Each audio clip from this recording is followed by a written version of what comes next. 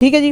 पाकिस्तान के अंदर जनाब चीफ जस्टिस ऑफ पाकिस्तान जो हैं काजी फायज ईसा साहब, उन्होंने आज फिर से कहा है कि पीटीआई के अगर इंट्रा पार्टी इलेक्शंस ठीक नहीं हुए तो उनको कॉन्सिक्वेंसेज जो हैं वो फेस करने पड़ेंगे। आज ये हियरिंग सुन रहे थे जो कि इलेक्शन कमीशन ऑफ पाकिस्तान ने डाली थी अगेंस्ट पेशावर हाई कोर्ट का जो वर्डिक्ट, जिसमें कि उन्होंने कहा था कि पीटीआई को उसका इलेक्टोरल सिंबल बैट जो है वापस करो। ईसा साहब ने आज बात करते हुए कहा कि ये बैट का तो ठीक है दिया गया है इनको, लेकिन क्या पेशावर हाई कोर्ट ने ये भी पूछा है कि इनका जो इंट्रा पार्टी पोल्स थे वो इन लाइन विद लॉ थे।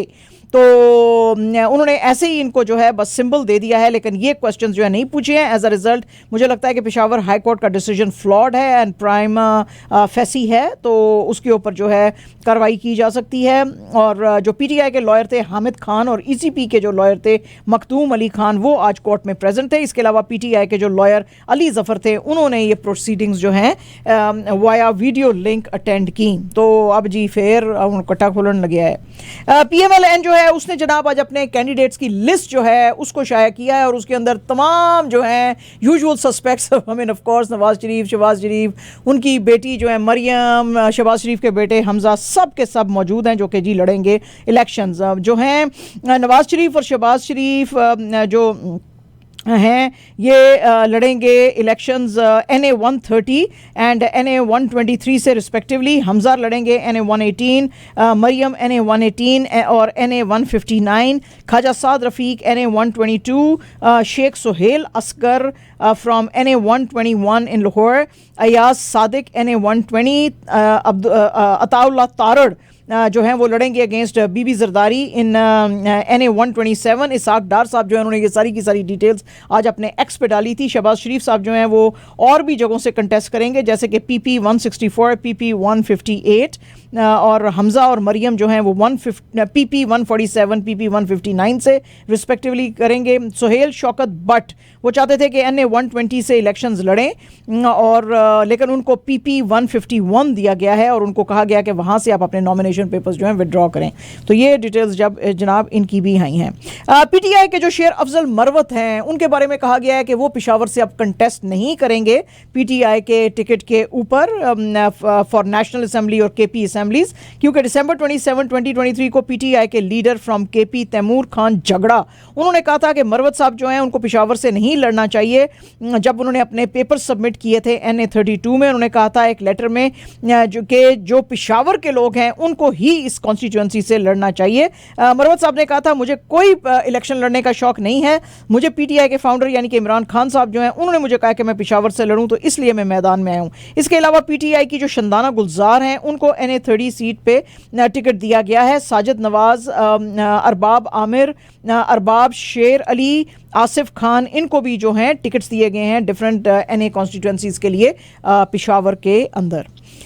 अच्छा जनाब, एक दफ़ा फिर से इंडिपेंडेंट सेनेटर हिदायतुल्लाह खान जो है उन्होंने एक नई जो है रेजोल्यूशन डाली है सेनेट के अंदर, जिसमें कि उन्होंने कहा जी कि ये पोस्टपोन कर दें आप February 8 के पोल्स, और इस तरह की सिमिलर जो रेजोल्यूशन है आपको पता ही है कि ये पहले भी डाली गई थी। और इन्होंने कहा जी कि मैं कहता हूँ सेनेट को, इलेक्शन कमीशन ऑफ पाकिस्तान को और सुप्रीम कोर्ट को कि वैसे तो इनका काम पीसफुल इलेक्शन कराना है, लेकिन इसको 3 महीने के लिए इलेक्शंस को आप डेफर करें। उसकी वजह यह है कि अभी जो है सिक्योरिटी के बड़े चैलेंजेस हैं और जो कैंडिडेट्स हैं उनके लिए टारगेट किलिंग की जा रही है। ये बात इन्होंने एक दिन के बाद की है, जस्ट 1 डे बिफोर पीटीआई और पीपीआई और JI जमात इस्लामी, यानी इन सब ने, इन तीनों पार्टीज ने कहा था कि वक्त के ऊपर इलेक्शंस होने चाहिए, 90 डेज में होने चाहिए थे, वो डिले हो गए हैं, तो अब जो है फौरन इलेक्शन कराए जाएं।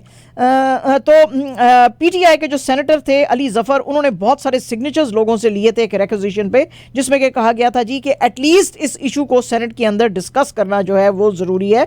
PPP और JI ने सपोर्ट किया था पीटीआई को इसके ऊपर। जो रेजोल्यूशन है उसमें कहा गया था कि पाकिस्तान अफोर्ड नहीं कर सकता है पॉलिटिकल अनसर्टेनिटी, और हमारी जो है स्टेबिलिटी वो एक डेमोक्रेटिक सिस्टम्स को स्ट्रेंथन करने में है under article 224(2) of constitution.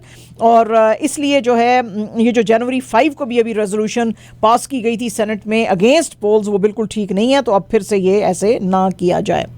Pakistan के प्राइम मिनिस्टर जो हैं अनवारुल्लाह काकड़ साहब जी, वो 54th वर्ल्ड इकोनॉमिक फोरम में जो कि डेवोस में हो रही है स्विट्जरलैंड में जनवरी 15 से 19 में, उसमें ये हिस्सा लेंगे। आज पाकिस्तान फॉरेन ऑफिस की स्पोक्स पर्सन मुमताज़ ज़ारा बलोच ने इसकी डिटेल्स दी हैं। उन्होंने कहा जी 3 की जो इवेंट्स हैं उसमें ये पार्टिसिपेट करेंगे और बोलेंगे भी। ये है preventing era of global conflict, restoring faith in global systems, preventing economic fracture. और इनका जो की नोट होएगा वो होएगा under trade trillion dollar promise, trade technologies trillion dollar promise. और वो कहते हैं जी इसके अलावा वो बहुत सारी जो गवर्नमेंट और बिजनेस लीडर्स हैं उनके साथ on the side lines of this conference participate करेंगे डिस्कशन में। यूएस स्टेट डिपार्टमेंट की जो क्लासिफिकेशन अभी आई थी थोड़े दिन पहले कि पाकिस्तान को हमने कंट्री ऑफ पर्टिकुलर कंसर्न में डाला है, उसके ऊपर भी बात करते हुए मुमताज़ ज़हरा ने कहा कि ये बिल्कुल यूनिलैटरल और आर्बिट्रेरी और सब्जेक्टिव डेजिग्नेशन है पाकिस्तान की, इसके अंदर कोई भी क्रेडिबिलिटी नहीं है। ये सारी चीज़ें काउंटर प्रोडक्टिव रहेंगी क्योंकि हम जो हैं हर तरह से रिलीजियस फ्रीडम्स हमने दी हुई हैं। इसके ऊपर भी प्राइम मिनिस्टर साहब जो हैं स्टेक होल्डर्स के साथ बात करेंगे। इसके अलावा ज़हरा बलोच साहबा ने कहा कि जी जो पाकिस्तान है, साउथ अफ्रीका ने जो डाली है इंटरनेशनल कोर्ट ऑफ जस्टिस में इसराइल के वायलेशन के अगेंस्ट कि उसने वायलेट किया 1955 का यूएन जीनोसाइड कन्वेंशन, उसको एंडोर्स करते हैं।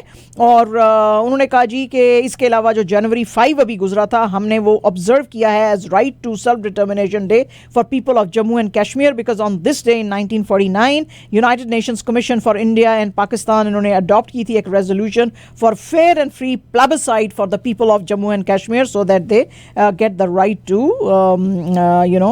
Live as they wish to. तो उसके ऊपर आज सारी इन्होंने बातें की।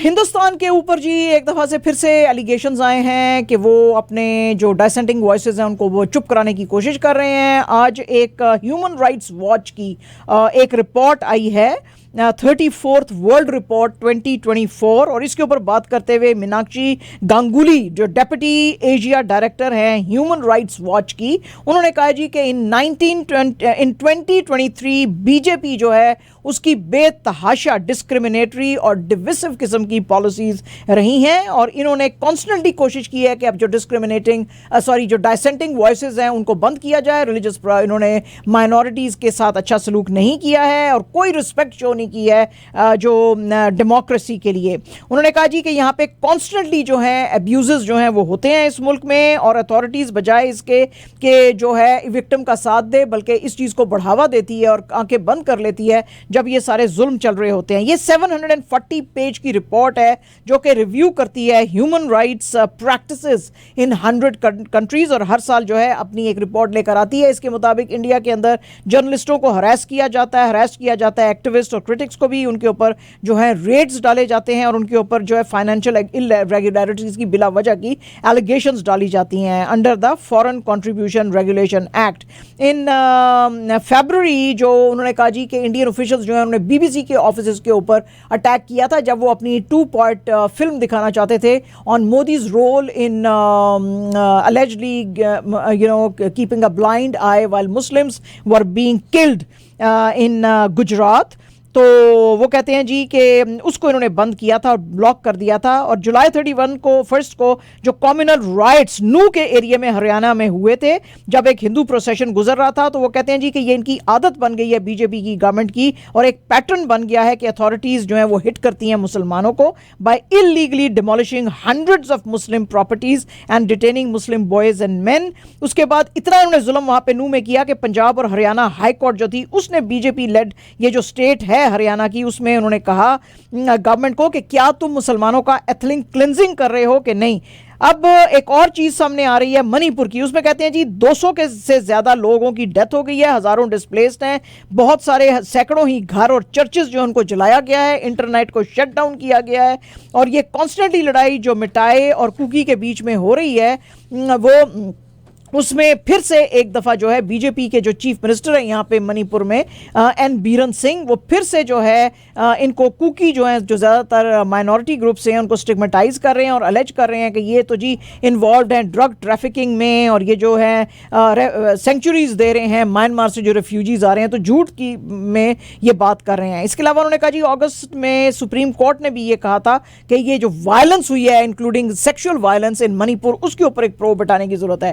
ह्यूमन राइट्स वॉच का कहना है कि इन तमाम चीज़ों के ऊपर देखना चाहिए कि हिंदुस्तान जो है ये चीज़ें कैसे चला रहा है। सितंबर के अंदर उन्होंने कहा जी कि dozens of United Nations experts जो थे, उन्होंने मणिपुर के अंदर जो कुछ चल रहा था, खास तौर पे सेक्सुअल जो एक्सप्लॉयटेशन थी, उसके ऊपर अपने कंसर्न्स शो किए थे।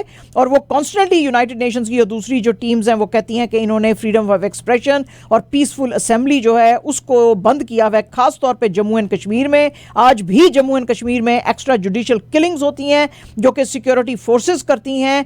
और इसके अलावा उन्होंने इस रिपोर्ट के अंदर, ह्यूमन राइट्स वॉच ने, जो ये बीजेपी के एमपी हैं ब्रिज भूषण सिंह, जो कि थे president of wrestling federation of India, उनके ऊपर भी बात की है कि कैसे जो हैं बहुत सारी जो फीमेल रेसलर्स थी 6 के करीब, उन्होंने इनके खिलाफ बात की थी कि 10 साल तक ये लड़कियों को सेक्सुअली हरास करते रहे हैं। तो जिन्होंने इसके लिए फाइट किया जस्टिस के लिए, उन तमाम फीमेल रेसलर्स जो हैं उनको फोर्सिबली सिक्योरिटी फोर्सेस ने डिटेन किया। तो ह्यूमन राइट्स वॉच की आज की जो है जो बड़ी लंबी चौड़ी ये जो आई है उनकी रिपोर्ट, उसमें उन्होंने कहा जी कि इंडिया के ऊपर ज़रा थोड़ी सी नज़र डालने की ज़रूरत है। और उन्होंने कहा जी कि हमने ये जो 740 पेज की जो रिपोर्ट लाए हैं, ये सारी की सारी बेस्ड ऑन ये सारे बहुत सारे जो फैक्ट्स और इंटरव्यूज़ और वो चीज़ें हैं उसके ऊपर है, और उसके बाद फिर हमने जो है ये सारी प्रिपेयर की है। और जो कुछ हम इंटरनेशनल मीडिया में देख रहे थे और जो कवर किया जा रहा था, तो उसकी बेसिस पे हमें पता चलता है कि बिल्कुल बहुत ज़्यादा कर्ब्स हैं क्रिटिक्स के ऊपर, जो बीजेपी के क्रिटिक्स हैं उनके ऊपर।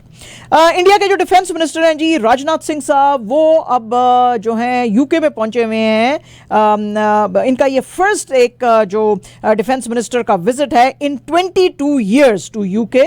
और इसमें वो 2+2 बेसिस वाली जो है टेम्पलेट जो कि जापान यूज़ करता है, उसके ऊपर बात कर रहे हैं इंग्लैंड के साथ। वो कहते हैं जी कि हमारी बिल्कुल ऐसी ही सिमिलर स्ट्रेटेजिक अलायंसेज हैं यूएस, जापान, ऑस्ट्रेलिया, रशिया के साथ, और अब हम आपके साथ यूके के साथ भी करना चाहते हैं। हालांकि इस तरह का इनका अरेंजमेंट अभी तक फ्रांस जैसे इंपॉर्टेंट कंट्री के साथ नहीं है, लेकिन बहरहाल वो कहते हैं जी कि एटलीस्ट यूके के साथ तो ये चीज़ें बढ़ाने की ज़रूरत है। लेकिन जाहिर है कि वो कहते हैं हमारे बीच में बहुत सारे पोलिटिकल कंट्रोवर्सीज हैं, खासतौर पर जो हैं इंडिया जो है बहुत ज़्यादा एतराज़ करता है यूके को, और उनको कहता है कि ये जो खालिस्तानी एलिमेंट्स हैं, ना सिर्फ ये कि जो खुलेआम आपके मुल्क में फिर रहे हैं, बल्कि यूके की पॉलिटिक्स में भी बहुत सारे खालिस्तानी अंसर जो हैं वो जमा हो गए हैं। इसके अलावा जो बीबीसी की 2 पार्ट वही जो फिल्म आई थी मोदी जी का role in Gujarat riots against Muslims, उसके ऊपर भी इन्होंने बहुत ज़्यादा एतराज़ किया था। आज राजनाथ सिंह साहब ने, जिनकी के मुलाकातें जो हैं अपने counterpart Grant Shapps, foreign secretary David Cameron और फिर उसके बाद प्राइम मिनिस्टर ऋषि सुनक से हुई, उसमें उन्होंने ये तमाम बातें कही। और उन्होंने कहा जी कि अगर आप हमारे साथ कॉम्प्रिहेंसिव स्ट्रेटेजिक पार्टनरशिप चाहते हैं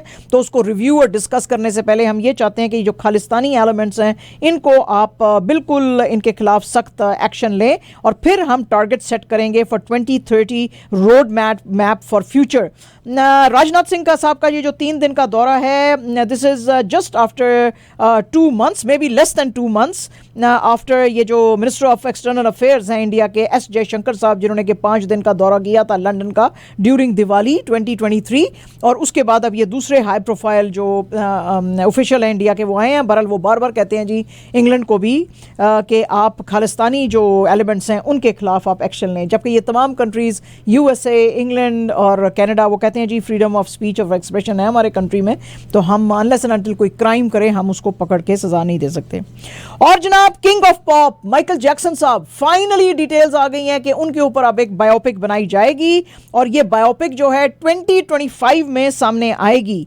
और इसमें वो कहते हैं जी बहुत ही ब्रेथ टेकिंग म्यूजिक, और ये जो इसका लेजेंडरी ये जो था म्यूजिक और आर्ट और आइकॉनिक डांसेस, इस सब को जिसने कि बड़ा भी फैसिनेट किया दुनिया को, उसके ऊपर हम एक बड़ी ट्रू स्टोरी जो है वो ट्रेस करने की कोशिश इसमें करेंगे। लायंस गेट स्टूडियो जो है वो सारी इसकी डोमेस्टिक मार्केट की रिलीज जो है वो हैंडल करेगा। यूनिवर्सल पिक्चर्स वाले जो हैं इंटरनेशनली इसका सारा जो है रिलीज इसको करेंगे। प्रोडक्शन जो है वो जनवरी 22 से शुरू होने वाली है, और इसको क्रिएट किया है ग्राहम ग्राहम किंग ने, जो कि मास्टरमाइंड है बिहाइंड लेजेंडरी बोहेमियन रैप्सोडी, और ये वो कहते हैं जी कि आएगी थिएटर्स में अप्रैल 18, 2025 को। इसको डायरेक्ट कर रहे हैं अंतोइन फुकुआ, और इसके अंदर जो है जाफर जैक्सन, जो कि माइकल जैक्सन का नेफ्यू है, वो इनका रोल जो है वो प्ले करेगा माइकल जैक्सन का। तो अब पैन शक्ल तो बहुत मिलती है इनकी आपस में, बहुत मिलती है। अब वो बाल वाल वैसे बना देंगे और कपड़े वपड़े वैसे डाल देंगे ना इसको, तो ये बिल्कुल माइकल जैक्सन लगेगा। तो वो कहते हैं जी कि अब जो है वो तो लोग बड़े एक्साइटेड हैं जिस पे। फिल्म मेकर नाग अश्विन की जो साइंस फिक्शन फिल्म है काल्की 2898 AD, जिसका कि बहुत लोगों को इंतजार था, क्योंकि इसके अंदर साउथ के जो सबसे बड़े हीरो हैं प्रभास, उनके साथ Deepika Padukone for the first time करने वाली थी, और काफ़ी दफ़ा इसका रिलीज़ जो है वो चेंज किया जा चुका है। पहले कहा गया था जी कि ये जनवरी 12 को रिलीज़ होएगी, फिर कहा गया जी कि ये जो है की जाएगी रिलीज़ अभी कुछ और थोड़े टाइम में, और फिर लोगों को पता नहीं था कि इस थोड़े टाइम का क्या मतलब है। तो आज फाइनली उन्होंने कहा जी कि इसको हम रिलीज़ कर रहे हैं May 9, 2024 को। इसको जो है प्रोड्यूस कर रहे हैं विजयंती मूवीज़ के अंडर प्रोड्यूस किया जा रहा है, और ये बहुत ही बड़ी मल्टीलिंगुअल बिग बजट मूवी है। और इसके अंदर आज पहला पोस्टर जो है प्रभास का वो भी इन्होंने रिलीज़ किया है, और उसमें उन्होंने पोस्टर के साथ जो अपने सोशल मीडिया पे लिखा है, उन्होंने कहा जी कि ये स्टोरी जो स्टार्ट हुई थी, जो एंड हुई थी 6000 साल पहले, उसको फिर से हम शुरू करेंगे May 9, 2024 को। प्रभास और दीपिका पाडुकोन के साथ इस फिल्म में देखे जाएंगे बिग बी, कमल हासन और दिशा पाटनी भी नज़र आएंगे आपको इस फिल्म में। अक्षय कुमार साहब जो हैं जी वो मुंबई के मेट्रो में सफ़र कर रहे थे, और वैसे तो वो बड़ा छुप के कर रहे थे। उन्होंने एक पी कैप पहनी हुई थी, मुंह के ऊपर जो है वो मास्क पहना हुआ था, और जो है वो आपको पता ही अक्सर मेट्रो में सैर करने निकल जाते हैं अक्षय कुमार साहब, लेकिन आज तो वो पहचाने नहीं जा रहे थे। लेकिन फिर भी एक उनके फैन ने उनको पहचान लिया। वो बैठे हुए थे प्रोड्यूसर दिनेश विजय के साथ, और इन्होंने पहने हुए थे सारे काले कपड़े पहने हुए थे, black trousers, black T shirt, black hoodie, black cap. लेकिन एक जो फैन था उसने नोटिस इनको कर लिया और इनकी तस्वीरें लेके फिर सोशल मीडिया पे डाली। क्या बात। टोरंटो मेपल लीफ्स जो हैं जी उन्होंने अपने सोशल मीडिया पे एक वीडियो डाला है, और उसमें उन्होंने कहा जी कि जस्टिन वीवर जो है अब वो पार्टिसिपेट करेगा इन NHL ऑल स्टार वीकेंड जो शुरू हो रहा है February 1 से 3 को एट स्कॉचिया बैंक एरेना। उसके अंदर ये जो वीडियो है वो शो करता है कि बीवर को एक मैसेज मिला है लीव्स का जो स्टार है ऑस्टन मैथ्यूज की तरफ से, जो कि कह रहा है hey Justin Bieber, looking forward to seeing you at all stars weekend, hope you enjoy, very big present from team. और वो कहता है see you soon bud, love you. तो देखा जा रहा है फिर इसी वीडियो में कि जो जस्टिन बीवर है वो एक गराज जो है उसके अंदर गया है, और उसमें उसको एक मैसिव जो इनका टोरंटो मेपल लीव्स का मैस्कॉट है वो मिला है, और उसके ऊपर जो है मेपल लीव्स का वो बना हुआ है, लोगो बना हुआ है। तो वो कहता है oh my God it's so huge. तो ये आज इसने ऑस्टिन मैथ्यूज एंड बीबर जो है they are best of friends. जी। तो बस वो लोग जो हैं बड़े एक्साइटेड हो गए हैं उसके अंदर। एंड जनाब शाहीन शाह अफरीदी जो हैं उन्होंने आज अपना पहला T20 एज कैप्टन जो है वो कैप्टन किया था मैच अगेंस्ट न्यूजीलैंड, लेकिन पाकिस्तान हार गया इस मैच को 46 रन से। ये मैच जो था एट ईडन पार्क ऑकलैंड में था। हालांकि साइम अयूब जो थी उसने excuse me brilliant start the थी, और उसने 27 रन्स बनाए थे फॉर 8 बॉल्स। लेकिन उसके बाद जो है पाकिस्तान की सारी टीम जो है वो क्रम्बल कर गई। Pakistan was 130 for 4 in 12.4 overs, और ये वैसे इन पोजीशन थे टू चेज द टारगेट, लेकिन आजम खान साहब जो हैं उन्होंने बहुत ही ज़्यादा डिसअपॉइंट किया, और पाकिस्तान जो है फिर वो ट्रबल्स में चला गया। फ़खर जमान जो थे 15 उन्होंने बनाए फॉर 10 बॉल्स, इफ्तिखार अहमद ने 24 फॉर 17, सिर्फ बाबर आजम जो हैं आजम खान ने 10 फॉर 9 बनाए। अब बाबर आजम जो हैं उन्होंने सिर्फ 57 ऑन 35 बॉल्स बनाए। टिम साउदी जो हैं उन्होंने 3 विकेट्स लिए। एडम मिलने और बेन सीयर्स ने भी 2 विकेट्स ली। इससे पहले डैरल मिशेल जो थे उन्होंने 57 बनाए थे, और केन विलियमसन ने 61।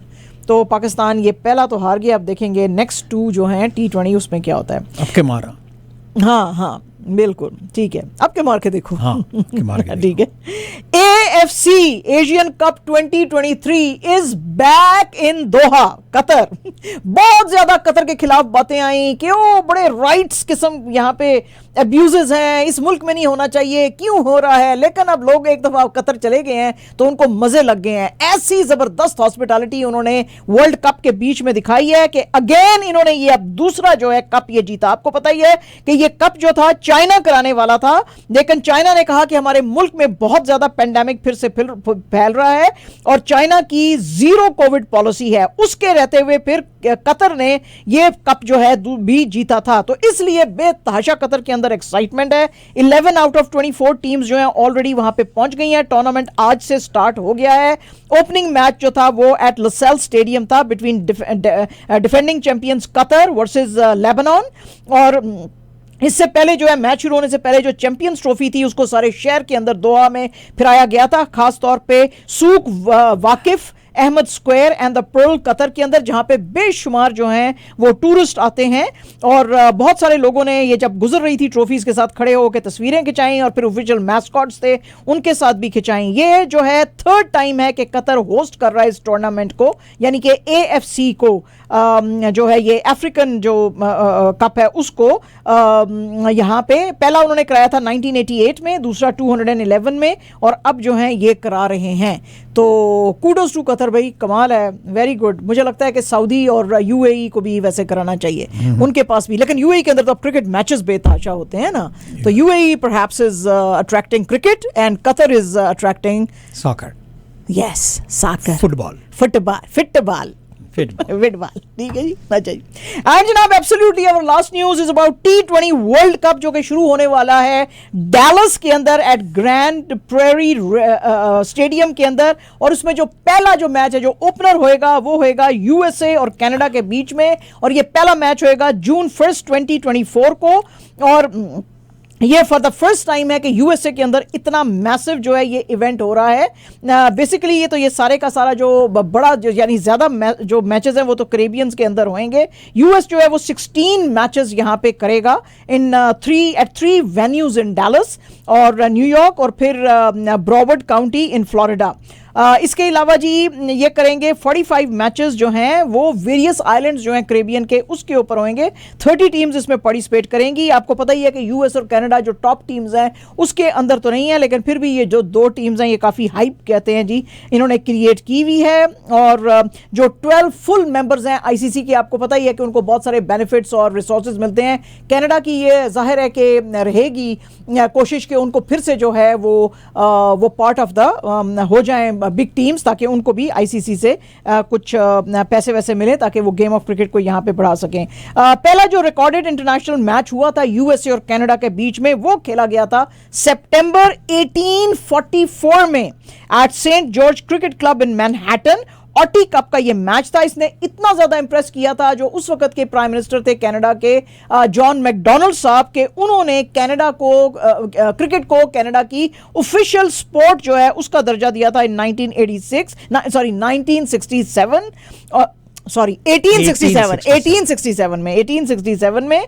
और फिर उसके बाद जो है अब दोनों जो हैं ये जो मैच ये जो होने वाला है T20 वर्ल्ड कप, इसमें अपनी मेडन अपीयरेंस जो है वो देने वाले हैं। कनाडा जो है उसका तो कुछ एक्सपीरियंस है, उसने तो कुछ क्रिकेट खेली है, लेकिन इंटरनेशनल लेवल पे US का शायद इतना एक्सपीरियंस नहीं है। और ये जो लोग नजर आएंगे आपको उसमें, अब हमारे लोग नजर आएंगे आपको ज़्यादातर। हाँ जी, इंडियन पाकिस्तानी ही नजर आएंगे। और अभी तक जो कनाडा है वो इस तरह के 4 बड़े मैचेस में टूर्नामेंट्स जो उनमें पार्टिसिपेट कर चुका है, लेकिन लास्ट इसने जो पार्टिसिपेट किया था एक इंटरनेशनल मैच में वो 2007 था। और USA ने लेकिन कभी भी ऐसे इंटरनेशनल लेवल की जो क्रिकेट है वो कभी उसकी टीम ने नहीं खेली है, तो इस दफ़ा पहली दफ़ा जो है वो खेलेंगे।